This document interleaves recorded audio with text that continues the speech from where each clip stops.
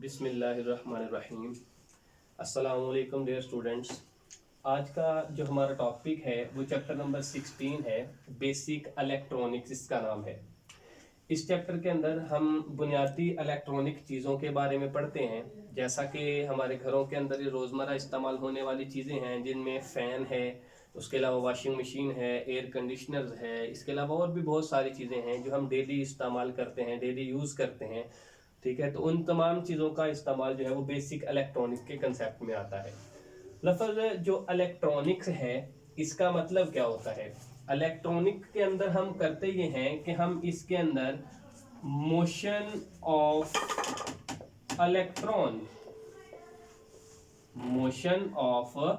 Electron जो है उसको कंट्रोल करते हैं, उसको काबू करते हैं और मुख्तलिफ कारआमद पर्पज़ के लिए, मकासद के लिए इस्तेमाल करते हैं। जैसा कि मैंने पहले बताया कि फ़ैन के अंदर जो है वो हम इलेक्ट्रॉन की मोशन को कंट्रोल करके ही इसका इस्तेमाल किया जाता है। मिसाल के तौर पर जैसे कि हमारे पास फर्ज करें एक डिवाइस है, ये कोई भी डिवाइस ले लें हम, तो इसके अंदर ये इलेक्ट्रॉन पीछे से फ्लो करके आ रहे हैं।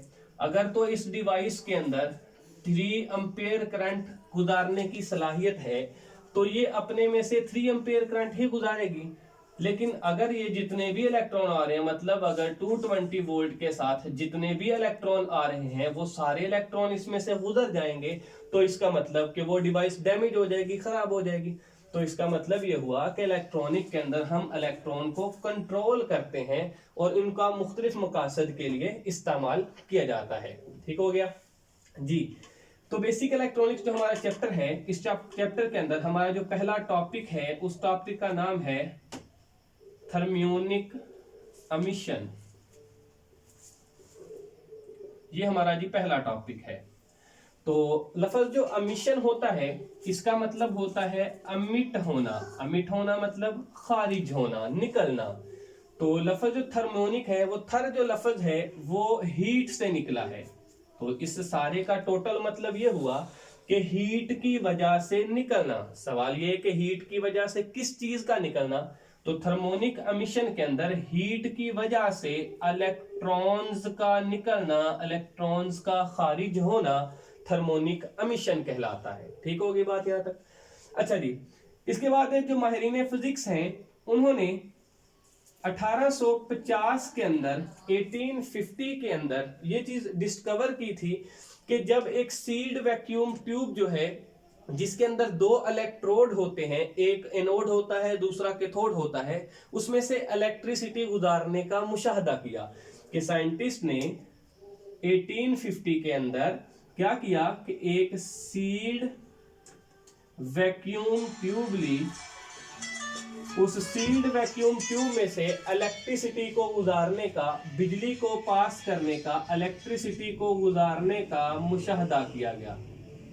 इसमें से इलेक्ट्रिसिटी पास करवाई गई। सबसे पहली चीज कि ये सील्ड वैक्यूम ट्यूब होती क्या है? सील्ड वैक्यूम ट्यूब जो होती है ये एक इलेक्ट्रॉनिक ट्यूब होती है।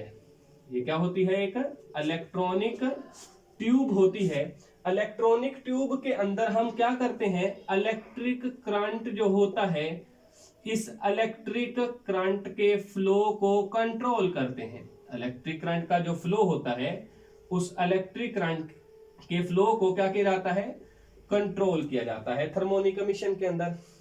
तो साइंटिस्ट ने जब इलेक्ट्रिसिटी का इस वैक्यूम ट्यूब में से गुजारने का मुशाहदा किया गया तो उन्होंने ये देखा कि इसके अंदर 2 इलेक्ट्रोड जो उन्होंने इस्तेमाल किए, 2 जो इसके अंदर इलेक्ट्रोड इस्तेमाल किए, जिनमें से एक इलेक्ट्रोड जो होता है वो पॉजिटिव होता है, दूसरा नेगेटिव होता है। जो पॉजिटिव होता है उसको एनोड कहा जाता है, जो नेगेटिव होता है उसको कैथोड कहा जाता है। तो इस तरह हमारे पास एक सील्ड वैक्यूम ट्यूब है जिसका एक टर्मिनल जो है जो कैथोड है और दूसरा टर्मिनल जो है वो एनोड है। जो नेगेटिव है वो कौन सा है? कैथोड। और जो पॉजिटिव है वो कौन सा है? वो एनोड है। तो देखा यह गया कि जो कैथोड है उसमें से एक इलेक्ट्रॉन की बीम जो है, इलेक्ट्रॉन की जो लाइन है वो एनोड की तरफ क्या करती है? मूव करती है।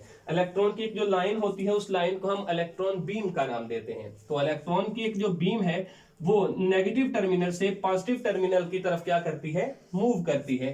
तो उस जो इलेक्ट्रॉन की बीम है फिर उसको नाम दिया गया कैथोड रेज का। किसका नाम दिया गया, कैथोड रेज का, जो कि किस पर मुश्तमिल होती है, जो मुश्तमिल होती है इलेक्ट्रॉन्स पर। किसका मुश्तमिल होती है, इलेक्ट्रॉन्स पर।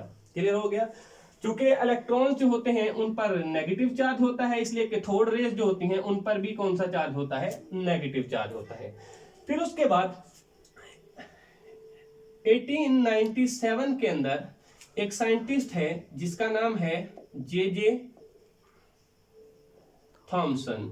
जे थॉमसन ने यह कहा था कि जो इलेक्ट्रॉन बीम है, इलेक्ट्रॉन बीम जिसको हमने नाम दिया किसका, कैथोड रे का, ये डिफ्लेक्ट हो जाती है, मुड़ जाती है ड्यू टू, किसकी वजह से मुड़ जाती है, both electric field and magnetic field. इसने कहा कि इलेक्ट्रिक और मैग्नेटिक फील्ड दोनों की वजह से बेंड हो जाती है। क्लियर हो गई बात यहां तक। अच्छा जी, इन सारी बातों का हमारे थर्मोनिक एमिशन से क्या ताल्लुक है, क्योंकि हमारा टॉपिक तो थर्मोनिक एमिशन है। जिस तरह हमारे पास थर्मोनिक एमिशन है, एक है कि गर्म सतह से, किसी भी मेटल की सतह से इलेक्ट्रॉन के निकलने को हम थर्मोनिक एमिशन कहते हैं। जिस तरह एक आम बात की जाए कि हमारे पास एक बलून है, गुब्बारा है, उसको हम एटमॉस्फेयर में रख दें, हमारे माहौल के अंदर जिसमें हम लोग सांस लेते हैं, जैसे हमारा ये रूम है, तो इसके अंदर हम अपना बलून एक रख दें, क्या वो खुद ब खुद ब्लो हो जाएगा, फूल जाएगा? नहीं फूलेगा। क्यों? क्योंकि उसके अंदर हम एटमॉस्फेयर के अंदर इतना प्रेशर नहीं है कि वो बलून खुद ब खुद फूल जाए। इसलिए उसको फुलाने के लिए, उसको ब्लो करने के लिए या तो हम अपने मुंह की मदद से उसमें हवा भरेंगे या किसी पंप की मदद से उसको ब्लो करेंगे। इसी तरह से जब एक लोहे की मेटल को या किसी भी और चीज को, कॉपर को, सिल्वर को, किसी भी मेटल को जब हम हमारे एटमॉस्फेयर में रखते हैं तो उसमें से इलेक्ट्रॉन नहीं निकलते, क्योंकि उसके अंदर इतनी एनर्जी नहीं है। लेकिन अगर हम उसी मेटल्स को, किसी भी मेटल को हम क्या करते हैं, हीट अप करते हैं, गर्म करते हैं, तो गर्म करने से सम इलेक्ट्रॉन जो होते हैं, कुछ इलेक्ट्रॉन जो होते हैं, वो इतनी एनर्जी गेन कर लेते हैं, एनर्जी हासिल कर लेते हैं कि वो इलेक्ट्रॉन से बाहर निकल जाते हैं। जैसे एक एटम का न्यूक्लियस है, उसके बाहर ऑर्बिट्स हैं, ऑर्बिट्स के अंदर इलेक्ट्रॉन है, ये इलेक्ट्रॉन है ऑर्बिट्स के अंदर। तो जब हम इस एटम को हीट अप करते हैं, तो गर्म करते हैं, तो गर्म करने से ये इसके कुछ इलेक्ट्रॉन जो है वो इतनी एनर्जी गेन कर लेते हैं कि वो इसके बाहर वाले शेल से निकल जाते हैं। जब वो निकल जाते हैं, उस निकलने के प्रोसेस को हम थर्मोनिक एमिशन का नाम देते हैं। क्लियर यहां तक जी? अच्छा जी, अब थर्मोनिक एमिशन का हमारी रोजमर्रा जिंदगी में कहाँ इस्तेमाल होता है? आम जो हम घरों में एक बल्ब इस्तेमाल करते हैं, ये 20-30 रुपए का आ जाता है, येलो लाइट वाला बल्ब, ठीक है, 100 वाट का, 60 वाट के मिल जाते हैं। उनके अंदर एक बारीक सा स्प्रिंग लगा होता है जिसको हम फिलामेंट का नाम देते हैं। वो टंगस्टन मेटल का बना होता है। किस मेटल का? ये लफ्ज है जी, टंगस्टन मेटल। तो जब उस टंगस्टन मेटल को हम 6 वोल्ट या 0.3 एम्पेयर करंट देते हैं, तो वो जो टंगस्टन मेटल है वो हीट अप होने से इलेक्ट्रॉन खारिज करना शुरू कर देती है। उस प्रोसेस को हम किसका नाम देते हैं? थर्मोनिक एमिशन का नाम देते हैं।